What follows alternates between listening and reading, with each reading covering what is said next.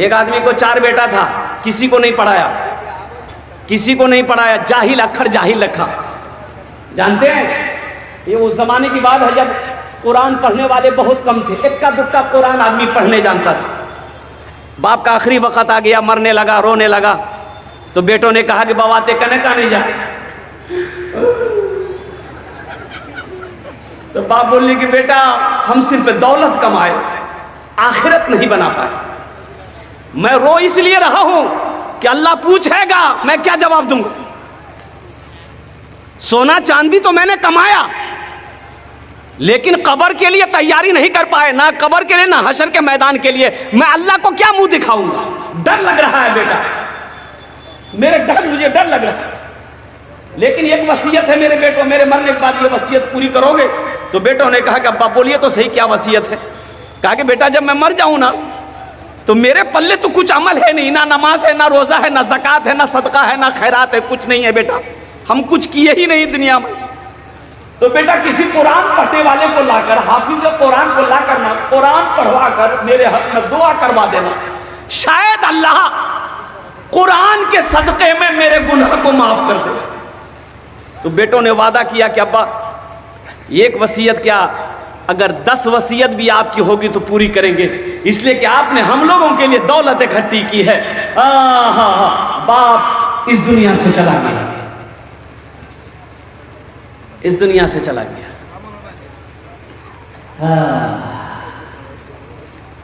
इबादत करो तुम, इबादत करो तुम सदा अपने रब की, ये दुनिया किसी की हुई है न होगी।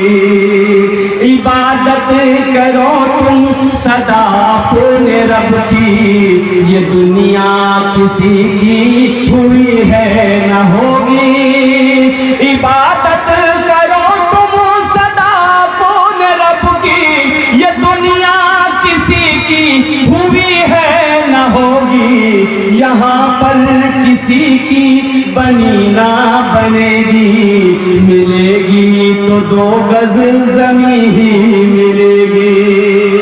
यहाँ पर किसी की बनी ना बनेगी, मिलेगी तो 2 गज ज़मीन ही मिलेगी।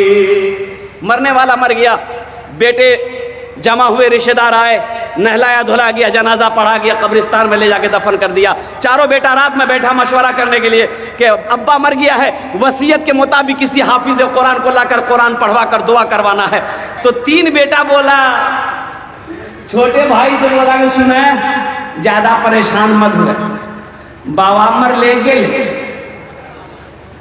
अब वो जाने कबर जाने, टेंशन मत ले, अपनो अपनो काम करें। हम कहां ढूंढने जाएंगे भाई हाफिज कुरान पढ़े, मर के तो देखो ना। कौन किसको याद करता है भाई, मरने के बाद कोई किसी को याद करता है? ये घर वाले 2-4 दिन रो लेंगे, आंसू बहा लेंगे, दुआ हुआ होगा तो करवा देगा। 6 महीना 4 महीना 6 महीना साल भर तक याद रखेगा, फिर उसके बाद कौन थे आप, आपका नाम लेने वाला कोई नहीं। ये इतनी बड़ी जालिम दुनिया, ये धोखे की दुनिया है। दुनिया की हकीकत मच्छर के फर के बराबर नहीं है। मुस्तफा कायनात सल्लल्लाहु अलैहि वसल्लम ने इरशाद फरमाया, ये धोखे की दुनिया, निकलो दुनिया की मोहब्बत को दिलों से निकालो, अल्लाह अल्लाह के रसूल की मोहब्बत को दिलों में बसा। छोटा बेटा ना बोला कि नहीं आप लोग मत जाइए, लेकिन हम जाएंगे। पूर्णिया में हाफिज नहीं मिलेगा, हम कटिहार चले जाएंगे, सुपौल चले जाएंगे, मधेपुरा चले जाएंगे, दरभंगा चले जाएंगे, जहां मिलेगा लग पकड़ के लेंगे। निकल गया, सुबह हुई निकल गया, चला गया मधेपुरा। देखा एक बाबा गली में भीख मांग रहा था, और कुर्बान जाओ, ए बाबू, ए बेटा, अरे बैठ जाओ बाबू, इसको देखिए, हाई लगना भाई, आजा जा तो गड़बड़ हो जाएगा ना। एक जगह तकरीर कर रहे थे, एक नौजवान खड़ा हुआ, मैंने कहा क्या हुआ, बोली है, हम बोले बैठो, वो बैठ गया। 10 मिनट बाद फिर खड़ा हुआ, तो मैंने कहा क्या हुआ, तो बोली मौलवी साहब बहुत जोर से लगा, बैठो, जवान आदमी बर्दाश्त करो, बैठ गया। कुछ देर के बाद मेरी तकरीर खत्म हो गई, तो देखे बैठा हुआ है, तो मैंने इशारा किया, बेटा जो, बोली नहीं जो, तो हम कहले कहन जाएगा, बोले की करेल जी, वो जे करेल जे इसला नहीं है भाग आप जाने की जरूरत नहीं है। उसको जाने दिया, अच्छा किया। छोटा बेटा चला गया, निकला मधेपुरा चला गया। एक बाबा से मुलाकात हो गई, बाबे से मुलाकात हो गई, भीख मांगने वाले से मुलाकात हो गई। कहा कि बाबा आप गली गली घूमते हो, आपकी नज़र में कोई हाफिज कुरान है, कोई कुरान पढ़ने वाला है? तो बाबा ने कहा कि बेटा बात क्या है? कहा कि मेरे अब्बा की वसीयत थी, मेरे मरने के बाद किसी कुरान पढ़ने वाले को लाकर कुरान पढ़ा कर दुआ करवा देना। तो बाबा ने कहा कि तुम्हारा घर कहाँ है? बोला कि मेरा घर पूर्णिया। तो बाबा ने कहा कि पूर्णिया में कोई कुरान पढ़ने वाला नहीं मिला? बोला कि ला यही तो मुसीबत है, अगर पूर्णिया में कुरान पढ़ने वाला होता तो हम मधेपुरा काहे के लिए आते? तो बाबा सोचने लगा कि रे बाबा ये तो बड़ा अच्छा मौका है, जब पूर्णिया में कोई कुरान पढ़ने वाला नहीं है तो कहे ना हम हाफिज कुरान बन जाए। अरे गलती कोई पकड़ लेगा? जब कोई जानता ही नहीं तो पकड़ेगा कैसे? बोला बेटा आप समझो परेशानी दूर तुम्हारी। बोला कैसे? बोला कि हम हाफिज कुरान भी हैं, कारी कुरान भी हैं। अब पक्का जाहिल था, बड़ा खुश हुआ, पकड़ के घर ले आया। बोला पढ़े? बोला यहाँ मत पढ़िए, कब्रिस्तान में पढ़िए, मेरे अब्बा का कब्र में बैठे। बोला ठीक है जाओ तुम घर जाओ। बोला नहीं घर नहीं जाएंगे, मेरे सामने पढ़िए। पढ़ना शुरू किया, खुदा में तो कुछ जानता नहीं, खुदा में तो कुछ जानता नहीं, खुदा में तो कुछ जानता नहीं। लड़का बोली मुझे साहब बड़ा अच्छा पढ़ी।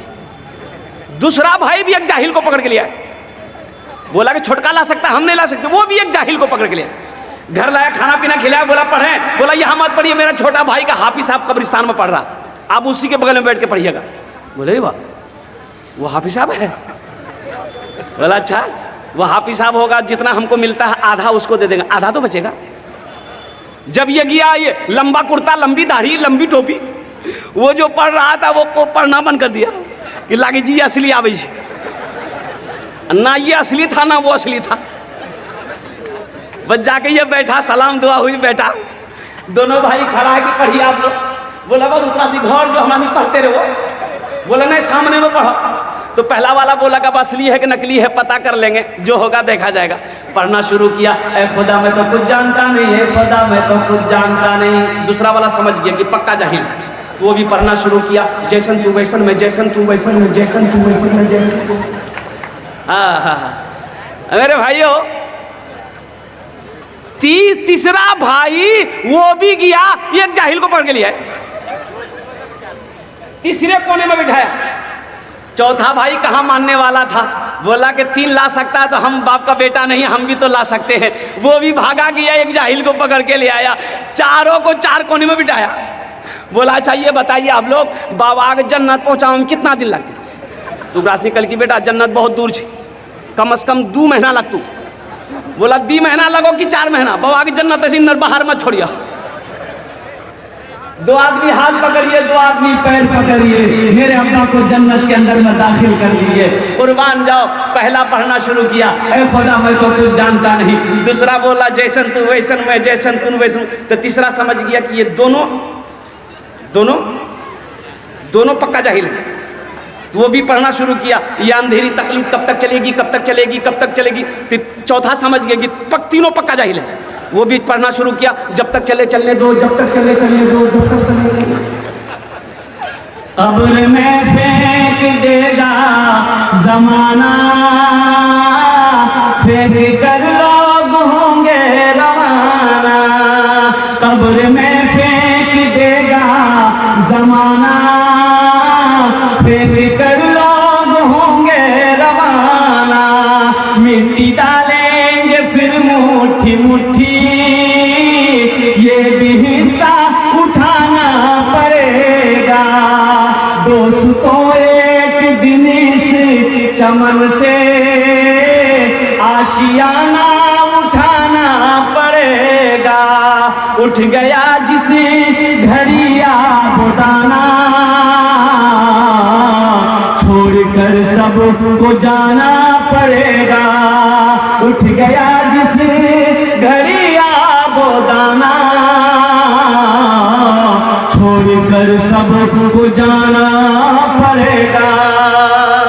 तो मेरे भाई कब्र बनाएंगे भाई, अपनी आखिरत बनाएंगे। कितने लोग तैयार? हाथ उठाओ, मैं दुआ करूंगा। कबूलियत की घड़ी है, शाबानुल मुअज्जम का महीना है, बड़ा मुबारक महीना है। ओ बड़ा मुबारक महीना है, शाबानुल मुअज़्ज़म का महीना है। आज मेरा दादा कहाँ है, चला गया। परदादा कहाँ है, चला गया। लक्कर दादा कहाँ है, चला गया। एक बात याद रखना मेरे भाइयों, इस दुनिया में आने की रीत है, जाने की कोई रीत नहीं है। इस दुनिया में आने की डिसिप्लिन है।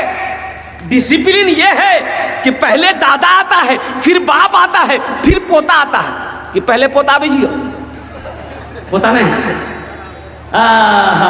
लेकिन कुर्बान जाओ, इस दुनिया से जाने की कोई डिसिप्लिन नहीं है, कोई रीत नहीं है। दादा रह जाता है, पोता चला जाता है, बाप रह जाता है, बेटा चला जाता है, माँ रह जाती है, बेटी चली जाती है, नानी रह जाती है, नवासी चली जाती है।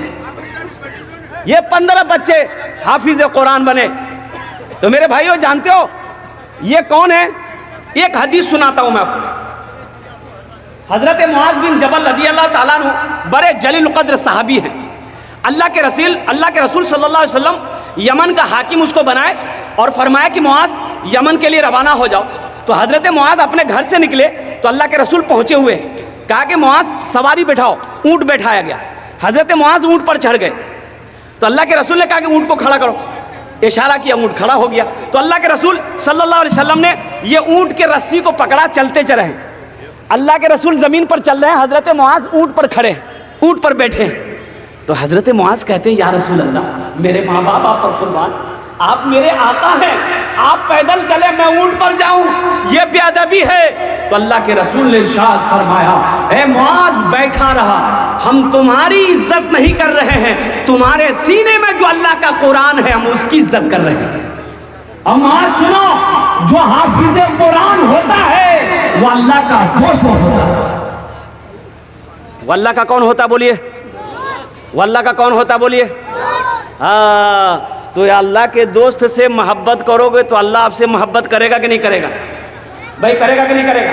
तो कितने लोग इसको दोस्त बनाओगे? हाथ उठाओ, मैं दुआ कर दूं। अल्हम्दुलिल्लाह, वाह, सारे लोगों ने उठाया। अल्हम्दुलिल्लाह, शाबानुल मुअज़्ज़म का महीना है, बड़ा मुबारक महीना है। अपने माँ बाप के नाम पर अल्हम्दुलिल्लाह इन बच्चों को, ये जानते कौन है? ये कौन है? ये मदरसे में पढ़ने वाला बच्चा मेहमान रसूल है। मस्जिद अल्लाह का घर है, मदरसा रसूलुल्लाह का घर है। मस्जिद अल्लाह का घर, मदरसा रसूलुल्लाह का घर है। ए विराटनगर में एक मदरसा बना तो लोगों ने, मोहल्ले वालों ने मशवरा किया, यो एक मौली साहब लाला, 5टा मौली जी, 5 आदमी खाना के जिम्मेदार लाला। एक मास्टर साहब रहे, बोला तुम लाला, बोले नहीं हमारे घर के जिम्मेदार नहीं, मियाँ जी। मियाँ पूछे लगती, बोला जा पूछो जा। अब माँ उसकी बहुत बददिमाग माँ थी, बड़ी बखील बुढ़िया थी। गेले पूछे ली, अम्मा ये मौली साहब और खाना बोली जी वहाँ। तो माँ बोली चुपचाप और खबरदार, मौलवी का नाम मत लेना। मास्टर साहब चुप है, बोले नहीं होगा। 1 महीने के बाद उसी बुढ़िया का पोता थाल में खीर लेके आया। कपड़ा मौली साहब उठे लेके मदरसा में, वाह, काजू किशमिश नारियल गरी खुशबूदार खीर। तो हजरत ने पूछा कि रे बेटा इतनी अच्छी खीर कहाँ से लाए? थोड़ा सा खाया। बोला हमारी दादी मिदल कौन से? तो मौलवी साहब ने कहा तुम्हारी दादी इतनी बखील, आज इतनी अच्छी खीर कैसे दे दी? एक टाइम का खाना नहीं खिलाती थी। तो बच्चा जानते हैं झूठ नहीं बोलता है। बच्चा झूठ बोलता है? बोलिए, बच्चा हमेशा सच बोलता है। तो बच्चा बोला कि मौलवी साहब दरअसल बात यही है कि पूर्णिया से मेरे घर मेहमान आने वाला था, मेरी दादी उन्हीं के लिए खीर बनाई थी और खीर बना के वो सारे में रखी थी। वो मेरे आंगन में जो कुत्ता है ना वो मुंह दे दिया था।